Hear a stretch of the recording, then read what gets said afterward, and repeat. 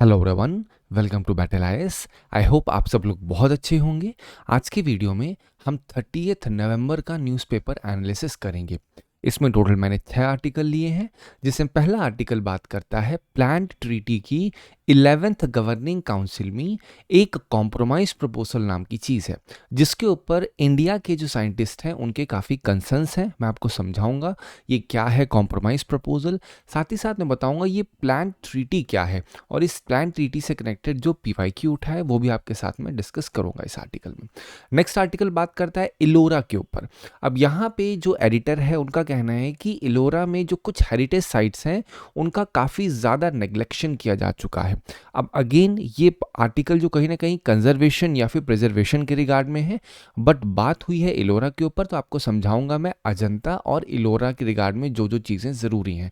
साथ ही साथ बताऊंगा इससे कनेक्टेड कौन से पीवाईक्यूज पूछे गए हैं। नेक्स्ट आर्टिकल बात करता है सुप्रीम कोर्ट ने इंडियन कॉन्स्टिट्यूशनल इंटरप्रिटेशन को अब कहीं ना कहीं पुश किया है कि अब वो स्वदेशी लेवल पे होंगी। व्हेन आई एम सेइंग स्वदेशी, तो आपको समझाऊंगा कि सुप्रीम कोर्ट ने क्यों ये पुश किया है। यहाँ पे क्या एंशिएंट टेक्स्ट का सहारा लेकर के सुप्रीम कोर्ट ने कहा है, सारी चीज़ें वो आपके साथ में डिस्कस करूंगा। इसी से कनेक्टेड GS2 2014 में क्वेश्चन पूछा गया था, which was on inventing the basic structure doctrine. आपको पता है कि सुप्रीम कोर्ट ने बेसिक स्ट्रक्चर डॉक्ट्रिन को कहीं ना कहीं क्या किया था, इन्वेंट किया था। तो अब यही जो स्वदेशी वाली चीज़ है इसके ऊपर क्वेश्चन पूछे जा सकते हैं कि जो इंडियन कॉन्स्टिट्यूशन है उसमें स्वदेशी कॉन्स्टिट्यूशनल इंटरप्रिटेशन कैसे हो सकती है, हम वहाँ पे इस चीज़ को मेंशन कर सकते हैं आसानी से, जो भी चीज़ें मैं आपको समझाऊंगा इस आर्टिकल में।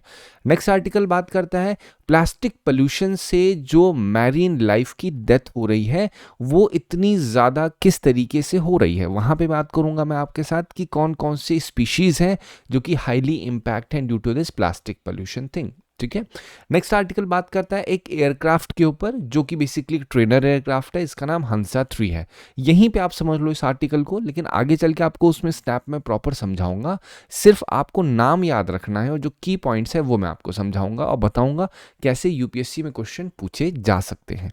नेक्स्ट आर्टिकल बात करते हैं शुगर केन के ऊपर। यहाँ पे आपको बताऊंगा शुगर केन के जो जेनेटिक्स हैं वो कैसे डाइवर्सिफाई हुए हैं विद टाइम, इनके यूसेस अलग अलग कैसे हैं, जैसे बेसिकली आप डोमेस्टिक यूज में देखते हो। साथ ही साथ इथेनॉल ब्लेंडिंग में भी काफ़ी ज़्यादा इस्तेमाल होता है शुगर केन का, तो इस नज़रिए से काफ़ी ज़्यादा इंपॉर्टेंट हो जाता है आर्टिकल। साथ ही साथ मैं शो करूंगा कौन कौन से पॉइंट्स हैं, कौन कौन से ऐसे एस्पेक्ट्स हैं जहाँ पे यूपीएससी क्वेश्चंस पुटअप करता है। इस पूरे आर्टिकल की समरी आप बैटल आईएएस के टेलीग्राम चैनल से डाउनलोड कर सकते हैं। चलिए स्टार्ट करते हैं अपना पहला आर्टिकल। अब पहला आर्टिकल थोड़ा सा आपको कंफ्यूजिंग लग सकता है, बट मैं आपको सिंपल और साधारण भाषा में बताता हूँ, उतनी ही चीज़ बताऊंगा जितने की ज़रूरत है आपके लिए। आप ये समझो कि यहाँ पे एक international treaty on plant genetic resources for food and agriculture है। ठीक है, आप समझ लो जैसे ये आपका COP30 की समिट हुई अभी, ठीक उसी तरीके से ये एक ट्रीटी है, इसकी एक मीटिंग हुई है। उस मीटिंग का कौन सा नंबर, जैसे 11th गवर्निंग बॉडी लिखा है तो आप समझ लो 11th होगी, 10th होगी और 12th भी होगी। तो 11th गवर्निंग बॉडी की जो मीटिंग हुई थी वहाँ पे इंडिया की तरफ से यूनियन एग्रीकल्चर या फिर आप कह सकते हो जो आपका इन्वायरमेंट मिनिस्टर जब गए थे, तो वहाँ पे एक प्रपोजल था, उसका नाम क्या था, कॉम्प्रोमाइज प्रपोजल। अब आपको मैं समझाऊंगा कॉम्प्रोमाइज प्रपोजल में था क्या, बट बेसिकली इस कॉम्प्रोमाइज प्रपोजल के ऊपर जब बात हुई GB11 में, जिसे गवर्निंग बॉडी 11 कहते हैं, कहाँ पे था, लीमा पेरू में। तो इंडिया में जो जेनेटिक डाइवर्सिटी है, मतलब जो साइंटिस्ट हैं उन्होंने कहा है भैया ये जो चीज़ है वो उतनी सही नहीं है, क्या, कॉम्प्रोमाइज प्रपोजल। तो पहले प्रपोजल समझाता हूँ। प्रपोजल में कुछ चीज़ें रखी गई हैं। पहली चीज़ में रखी गई मल्टीलैटरल सिस्टम के बारे में। अभी आपको इन डिटेल बताऊंगा ये है क्या। मतलब बेसिकली ये समझो कि इंडिया में जो प्लांट के जेनेटिक्स हैं, प्लांट की डाइवर्सिटी है, ठीक है, तो उसमें रिसोर्स शेयरिंग के ऊपर बात होती है। मतलब अगर एक एक्स कंट्री है, एक वाई कंट्री है, तो इस कॉम्प्रोमाइज प्रपोजल में बात यह है कि भैया जो एक्स कंट्री की प्लांट की डाइवर्सिटी है वाई कंट्री में जा सकती है, वाई वाली एक्स में आ सकती है। और यहाँ पे अगर एक्स में कोई कंपनी है तो वो कंपनी जा करके वाई में खरीद सकती है। मतलब क्या खरीद सकती है, अगर कहीं जेनोम वाली चीज़ें हैं या फिर सीड की डाइवर्सिटी, कुछ भी चीज़ें हों, वो आपस में एक्सचेंज होंगी, ट्रांसफर होंगी, और वो किसके अंडर में होंगी, स्टैंडर्ड मटेरियल ट्रांसफर एग्रीमेंट के अंडर में होंगी। तब बोल आपको पता क्या होना चाहिए। तो उनका कंसर्न यही है कि भैया अगर हम अपनी रिसोर्स शेयरिंग करेंगे दूसरी कंट्रीज के साथ तो ये थोड़ा सा प्रॉब्लमेटिक हो सकता है। वही सेम चीज़ है, मतलब जो कंपनीज है वो पेमेंट सिस्टम बनेगा जिससे जेनेटिक रिसोर्सेज को शेयर किया जाएगा। So this is what compromise proposal is all about. ठीक है, अब यहाँ पे देखिए, अब 11th में इस चीज़ का डिस्कशन हुआ था, 12th में इसमें क्या होगा। बहुत ही सिंपल सी भाषा में अगर आपको बताऊं तो 11th में सारी चीज़ें बोली गई, 12th में इस चीज़ को फाइनल तरीके से एग्जीक्यूट किया जाएगा, जिसके अंदर क्या होगा, पेमेंट फिक्स होगा, फाइनलाइज किया जाएगा कि भैया किस तरीके से ये जो बेनिफिट शेयरिंग है या फिर जो जेनेटिक रिसोर्सेज हैं वो कितना एक कंपनी पे करेगी अगर दूसरी कंट्री से उसे कोई भी प्लांट लेना है या फिर कोई सीड लेना है या फिर कोई जेनोम्स लेना है। उन सब चीज़ों में किस तरीके से सारी की सारी चीज़ें हैंडल की जाएंगी, ये सारी चीज़ें डिस्कस कहाँ पे होंगी, 12 में होगी। मतलब ये भी जो आपकी गवर्निंग बॉडी की 12th मीटिंग होगी वहाँ पे उसको फॉर्मलाइज किया जाएगा। तो अब आपको पता क्या होना है, तो आपको ना GB11 बहुत डिटेल में पढ़ना है, तो GB12 पढ़ना है। पढ़ना क्या है, पढ़ना ये है international treaty on plant genetic resources for food and agriculture. तो क्या है, आप बोलोगे इसे बायोडाइवर्सिटी के ऊपर इंपैक्ट डालती कि नहीं डालती, तो बोलोगे एब्सोल्युटली डालती है। तो आप क्वेश्चन देखिए, यूपीएससी 2017 में क्या लिखा, विच one of the above have bearing on biodiversity. तो आप खुद सोच के देखो ये क्या लिखा है, international treaty on plant genetic resources for food and agriculture. तो क्या इसका इंपैक्ट बायोडाइवर्सिटी पे नहीं है, ऑब्वियसली है। यहाँ पे बात किस चीज़ के ऊपर हो रही है, तो आप बोलोगे बात हो रही थी सर यहाँ पे प्लांट की आपके रिसोर्स शेयरिंग के ऊपर, तो ये चीज़ ज़रूरी है आपके लिए।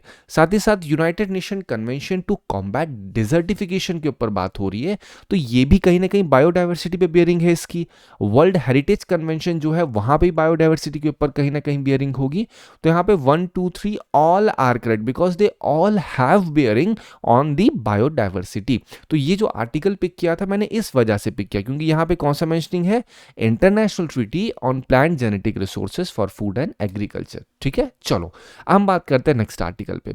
एक हिस्टोरियन है, ठीक है, विलियम, उन्होंने क्या किया है, उन्होंने महाराष्ट्र गवर्नमेंट से अर्ज किया है कि भाई आप जो है जो नेग्लेक्टेड हेरिटेज साइट्स है इलोरा केव्स के अराउंड में, ठीक है, उसको आप थोड़ा सा ध्यान दीजिए उसके ऊपर। तो आपको पता है कि जो एलोरा हो गया, अजंता हो गया, ताजमहल हो गया, सब क्या है, ये इंडिया की पहली यूनेस्को वर्ल्ड हेरिटेज साइट्स में आती है। मतलब अप्रोक्सीमेटली 1982-83 में इन सब को पहला यूनेस्को वर्ल्ड हेरिटेज साइट का दर्जा मिला हुआ था। ठीक है, तो अब यहाँ पे पॉइंट्स क्या है आपको ये पता होना चाहिए। तो इन्होंने कहा भैया जो एलोरा है उसके सराउंडिंग में देखा जाए तो मलिक अंबर टॉम्ब है, फर्स्ट स्पेस वॉक की टॉम्ब है, या फिर जो और डिफरेंट टॉम्ब्स हैं उन सब में कहीं ना कहीं क्या है, बहुत ज़्यादा कहीं ना कहीं लॉक्ड है, उसमें प्रॉब्लम्स हैं, गंदगी है।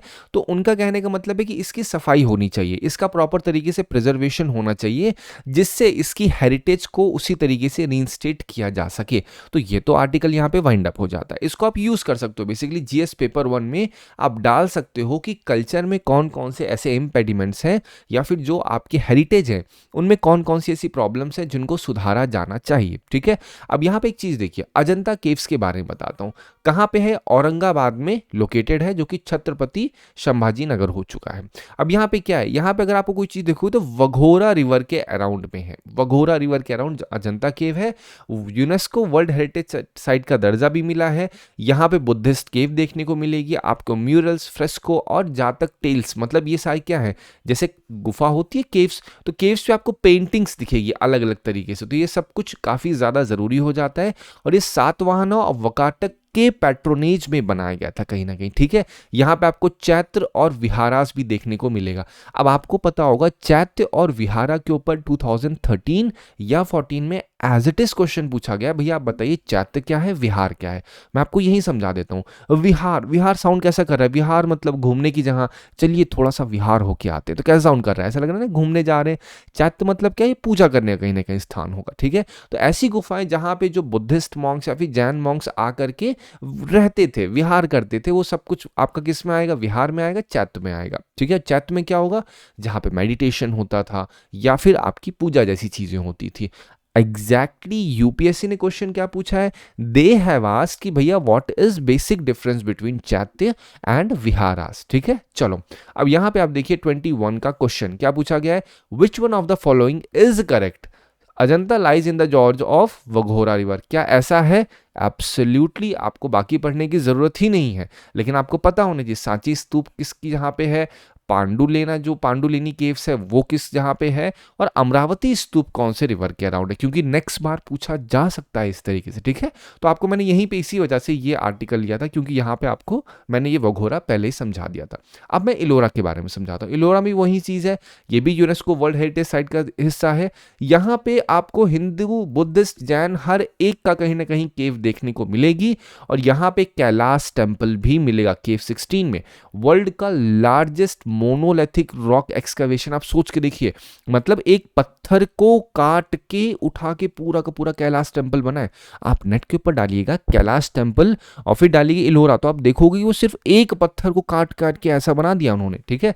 तो राष्ट्रकूट, फिर कालचूरीज और चालुक्य, इनके पैट्रोनेज में सारी चीजें बनाई गई थी। रॉक कट आर्किटेक्चर मतलब क्या है, एक पत्थर को कट करके एक बनाया गया आर्किटेक्चर, कोई ना कोई एक बोलते हैं ना एक स्ट्रक्चर बना देना, उसको हम लोग कहते हैं, ठीक है। चलो हम लोग बात करते हैं नेक्स्ट आर्टिकल पे। नेक्स्ट आर्टिकल क्या है, आपको पता होगा रिसेंटली प्रेसिडेंशियल रेफरेंस दी गई थी सुप्रीम कोर्ट को, जो कि लेड की गई थी जस्टिस पिया, जो आपके सीजीआई हैं बीआर गवई के द्वारा। तो वहां पे इस चीज को कहीं ना कहीं ये एक मोमेंटम आया था, और ये चीज वहां पे मेंशन भी हुई थी कि भैया अब जो है हम इंटरप्रिटेशन जो करेंगे, मतलब जैसे प्रेसिडेंशियल रेफरेंस दिया गया था किसके रिगार्ड में, कॉन्स्टिट्यूशनल प्रोविजन के रिगार्ड में 143 आर्टिकल का इस्तेमाल किया था प्रेसिडेंट ने, और पूछा था सुप्रीम कोर्ट से कि भाई ये बताइए कि जो आपका प्रेसिडेंट है और जो गवर्नर है उसकी पावर किस हद तक है, मतलब क्या उसकी पावर के बीच में जुडिशरी आके इंटरवीन कर सकती है, नहीं कर सकती है। तो वहां पे तो उन्होंने अपनी राय दे दी थी, लेकिन साथ ही साथ ये भी कहा था कि भैया अब हम लोग इंटरप्रिटेशन जब करेंगे तो वहां पे हम एक स्वदेशी फाउंडेशन डालेंगे, मतलब वो इंडिया के कॉन्टेक्स्ट में होगी, ठीक है। ऑल्दो इंडियन कॉन्स्टिट्यूशन में काफ़ी आइडियाज़ बोरो किए गए हैं बाहर से, इंडियन जुडिशियल प्रैक्टिस जो भी है वो भी कहीं ना कहीं थोड़ी डिफरेंट है, लेकिन अब हमारा फोकस ये है कि हम थोड़ा सा उसको स्वदेशी फॉर्मेट में रखें। तो इस बार जो बेंच ने कोई भी फॉरेन जजमेंट की साइटिंग नहीं दी। जनरली क्या होता है, बोलते हैं भैया ये फॉरेन जजमेंट में ऐसा है तो हम भी ऐसा करें, लेकिन हमने क्या किया है, हम लोग अब इंडिजिनियस रीजनिंग दे रहे हैं। हमने इस बात को ये कहा, मतलब हमने सुप्रीम कोर्ट ने बात कही कि हम कोई टाइमलाइन नहीं फिक्स कर सकते हैं गवर्नर के ऊपर कि आपको इतने समय में बिल को देना पड़ेगा, लेकिन साथ ही साथ उन्होंने एक ब्रॉड, जब ये डिसीजन दिया तो ये हाईलाइट किया एक ब्रॉडर ट्रेंड, जो कि भाई अब हमारा लीगल सिस्टम इंडियनाइजेशन की तरफ जा रहा है। मतलब अब हम इंटरप्रिटेशन जब कॉन्स्टिट्यूशन की करेंगे तो बाहर का सहारा नहीं लेंगे, हम इंडिया के ही कॉन्टेक्स्ट में वो चीजें देंगे, उसी के हिसाब से जजमेंट पास किए जाएंगे, जिससे लगे कि ये स्वदेशी फाउंडेशन अब पड़ रही है, ठीक है। तो अब क्वेश्चन होता है why can it be called स्वदेशी, ये भी तो चीज है, क्योंकि अब सुप्रीम कोर्ट रिलाई कर रहा है इंडियन आइडियाज पे, इंडियन टेक्स्ट पे, और इंडिया की सोशियो रियलिटी की, मतलब जो समाज की असलियत है उसके ऊपर रिलाई करके कहीं ना कहीं डिसीजन को ये सुप्रीम कोर्ट डिसाइड कर रहा है। क्योंकि पहले क्या है, फॉरेन केस के लॉज होते, लेकिन अब सुप्रीम कोर्ट ने थोड़ा सा चेंज किया है। तो अब ये चीज क्या है, ये चीज दिखा रही है कि अब हम लोग सेल्फ कॉन्फिडेंस पे, मतलब कहीं ना कहीं इंडिया को अपने खुद के ऊपर ये आत्मविश्वास है, और पर्टिकुलरली जुडिशरी को, कि अब हम लोग थोड़ा सा इंडियनाइजेशन करेंगे अपनी जो इंटरप्रिटेशन करते हैं कॉन्स्टिट्यूशन को, ठीक है। तो हमारा जो इंटरप्रिटेशन है वो इंडियन फिलोसफिकल सोर्सेस जैसे मनुस्मृति, कौटिल्य और जो बाकी प्राचीन या फिर एंशिएंट टेक्स्ट है उनसे कहीं ना कहीं अपने इंटरप्रिटेशन को ड्रॉ कर रहा है, ठीक है। वहां से हम सोर्स ले रहे हैं कहीं ना कहीं, क्योंकि हमारा जो फोकस है दैट इज कि जस्टिस डिलीवरी लोकलाइज होनी चाहिए, प्रोसेस सिंपल होना चाहिए और सेंसिटिविटी होनी चाहिए रूरल लेवल पे।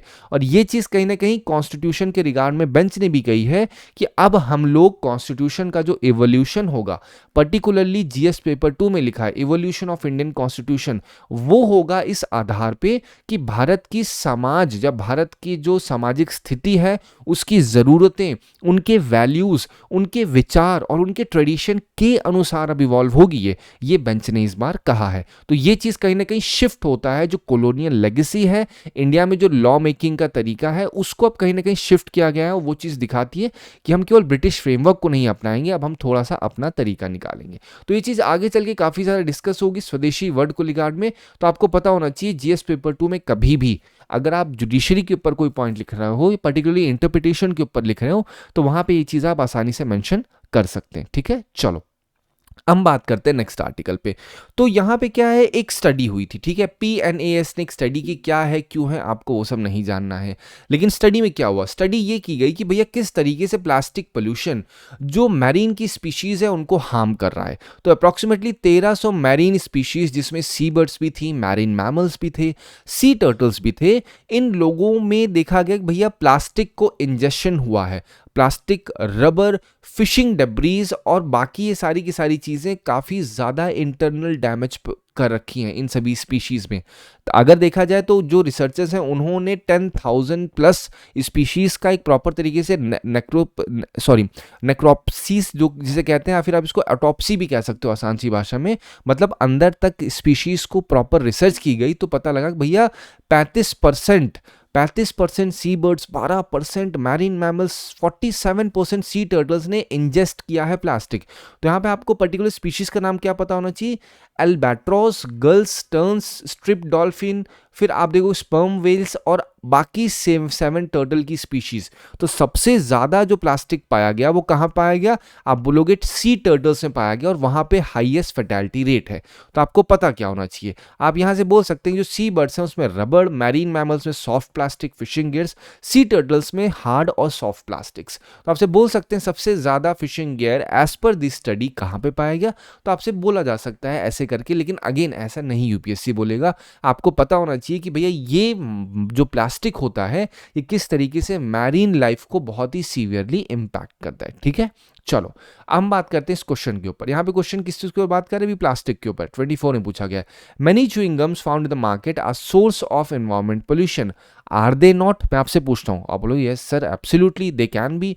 मेनी च्यूइंग गम्स कह रहे हैं, many chewing gums, they are not saying all chewing gums. So what is the certainty कि आप कहोगे भैया मेनी च्यूइंग गम्स तो बहुत सारे हो सकते हैं ना, कई हो सकते हैं। जब सर्टेनिटी नहीं बोले तो बहुत ब्रॉड हो जाती है उसका स्कोप, ठीक है। नेक्स्ट स्टेटमेंट क्या रहा है, many chewing gums contain plastic as gum base, do they not contain. आप सोच के देखो, इसे बोलते हैं ना खा के उसे थूक के फेंक दो, यही तो कहते हैं। तो ये चीज क्या सही नहीं है, मेनी च्यूइंग गम्स के रिगार्ड में बोलोगे सही है, तो बोथ स्टेटमेंट आर राइट, ठीक है। फिर देखिए यूपीएससी 22 में लिखा है ग्रीन वॉशिंग के ऊपर। अब जब बात हो रही है माइक्रोप्लास्टिक्स के ऊपर तो कहीं ना कहीं बात किसके ऊपर होगी कि भैया हम एक ऐसे तरीके से अपना प्रोडक्शन करें जो कि सस्टेनेबल हो, जो कि ग्रीन हो। और ये कैसे होगा, ये तब होगा जब एनवायरनमेंट की एक प्रॉपर तरीके से अवेयरनेस होगी, मतलब जो प्रोडक्शन प्रोसेस होगा वहां पे सही तरीके से काम होगा, मतलब एनवायरनमेंट फ्रेंडली चीजें बनाई जाएं जिन्हें रिसाइकिल किया जा सके।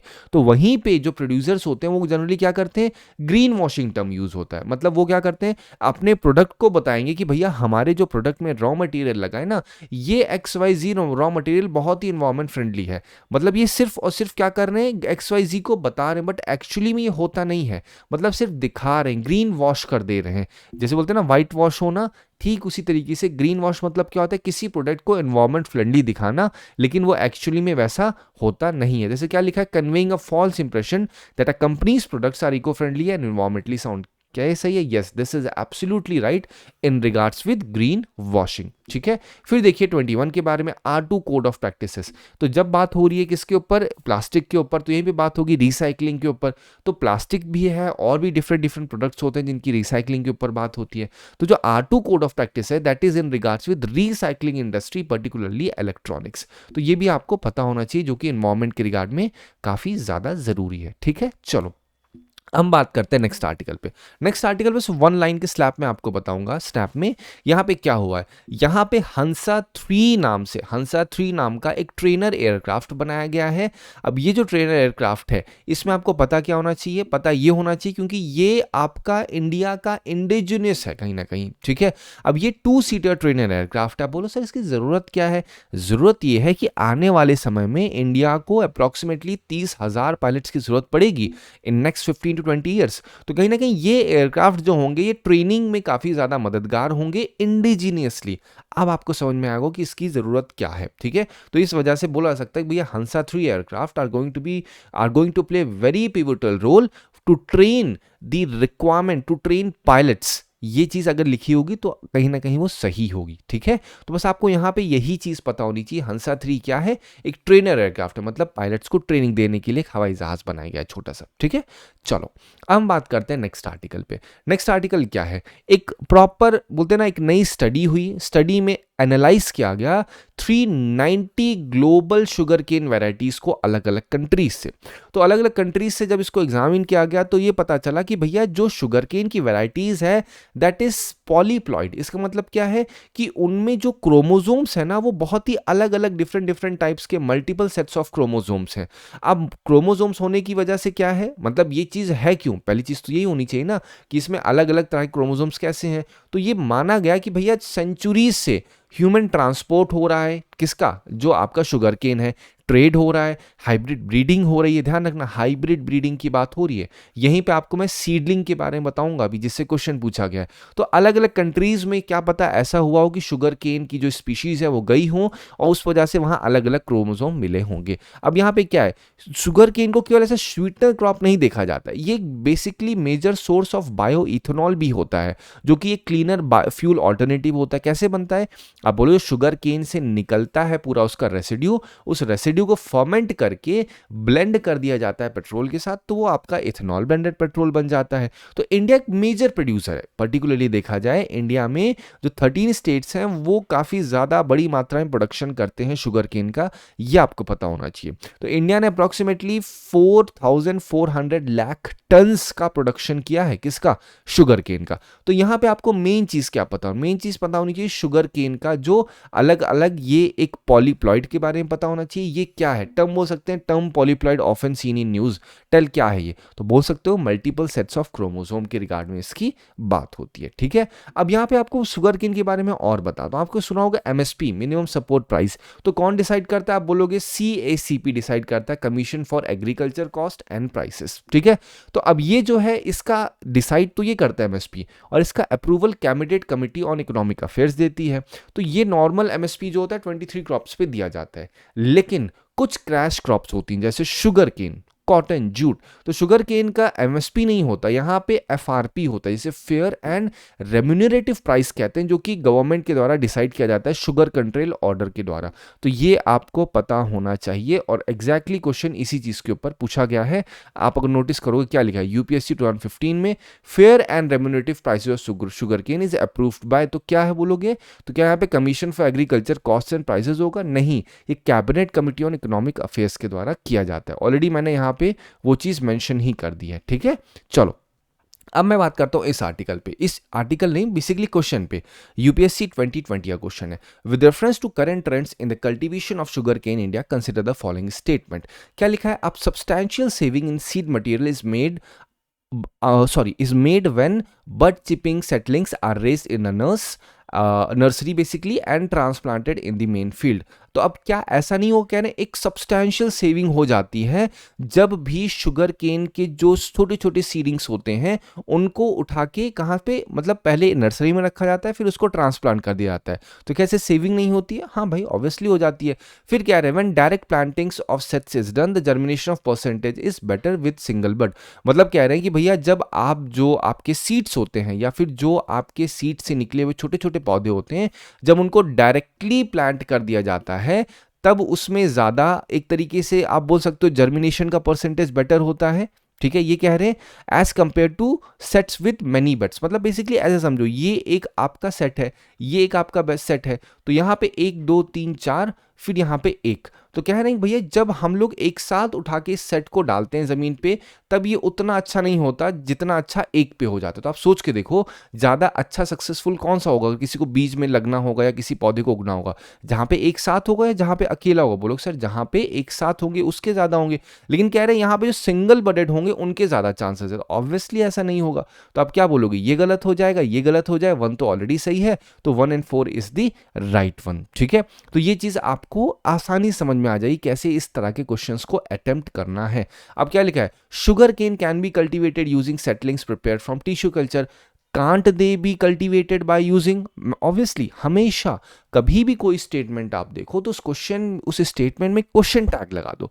जब क्वेश्चन टैग लगा दोगे तो आप ज्यादा अच्छे तरीके से उसको हैंडल कर पाओगे। ठीक है, चलो फिर देखते हैं 25 में क्वेश्चन पूछा गया है, of the 2 major ethanol producers in the world Brazil and United States the former produces more ethanol than later. कह रहे हैं भैया ब्राजील और यूनाइटेड स्टेट में ज्यादा प्रोडक्शन कौन करता है, आप कह रहे हैं भैया ज्यादा प्रोडक्शन ब्राजील कर रहा है। ठीक है।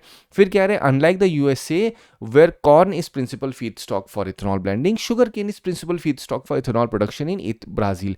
तो आपको एक चीज तो पता है कि इथेनॉल का प्रोडक्शन ब्राजील यूएसए दोनों जहां होता है, लेकिन ज्यादा सबसे कहां होता है? तो आप बोलोगे यूएसए में सबसे ज्यादा इथेनॉल का प्रोडक्शन होता है, तो स्टेटमेंट 1 गलत हो जाएगा। तो स्टेटमेंट 1 गलत है तो ये भी गलत, बी भी गलत और आपका सी भी गलत, तो डी डायरेक्टली सही हो जाएगा।